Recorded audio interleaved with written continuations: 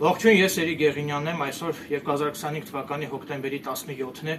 այսօր Ստեփանավանի քննչական բաժնի քննիչ Ֆիլիպ Նազարյանը Լոռու մարզի ընդհանուր իրավասության դատանի դատավոր Տարոն Թադևոսյանի ապօրինի որոշմամբ խոզարկել է իմ բնակարանը, ինչ որ ենթադրյալ տեսանյութեր հայտնաբերելու նպատակով, մինչդեռ իմ բնականում կատարված խոզարկության արդյունքում դատանի որոշման մեջ հիշատակված այդ ենթադրյալ հանցագործության առնչվող որևէ տեսանյութեր չեն հայտնաբերվել, ասեմ, որ այդ միջադեպը կապված է իմ քրոջս անչափահաս որդու Միքայել Եղինյանի հետ, ով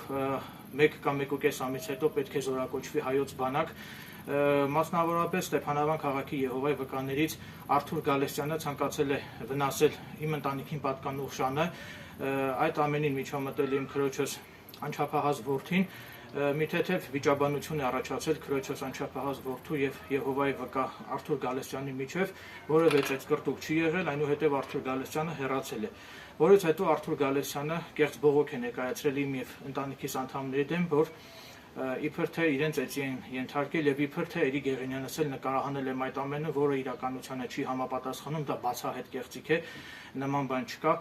ես գիտեմ, որ Եհովայի վկաները բանակում չեն ծառայում եւ մինչդեռ քրոջս անչափահաս որդին բնականաբար հայրենիքի հանդեպ կատարելու է իր պարտքը եւ ծառայելու է հայոց բանակում, մինչդեռ Ստեփանավանի քննչական բաժնի քննիչ Ֆիլիպ Նազարյանը եւ Ստեփանավանի Եհովայի վկա Արթուր Գալստյանը իմ կարծիքով իմ ողջամիտ դիտարկմամբ ցանկանում են խոչընդոտել քրոջս որդու կողմից հայոց բանակում ծառայելուն։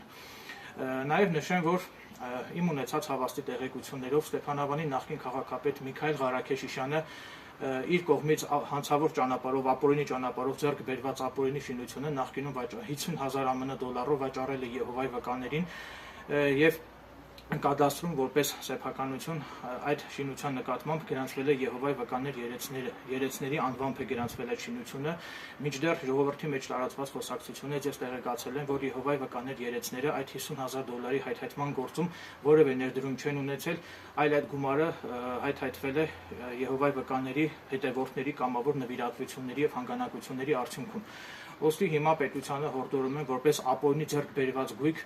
պետության օգտին բռնագանձել Միքայել Ղարաքեշյանի կողմից Եհովայի վկաներին վաճառված այդ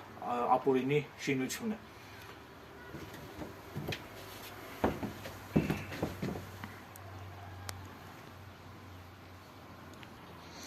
Ես Եհովայի վկաների դեմ ոչինչ չունեմ, հավելեմ նաև, որ առաքելական եկեղեցու քահանաներից մեկը իր հարցազրույցներում բարձրաձայնել է, որ Եհովայի վկաներին դրսից պարբերաբար փոխանցվում են ֆինանսական հսկայական միջոցներ, ուստի պետությանը պահանջում եմ հարկային դաշտ բերել Եհովայի վկաներին։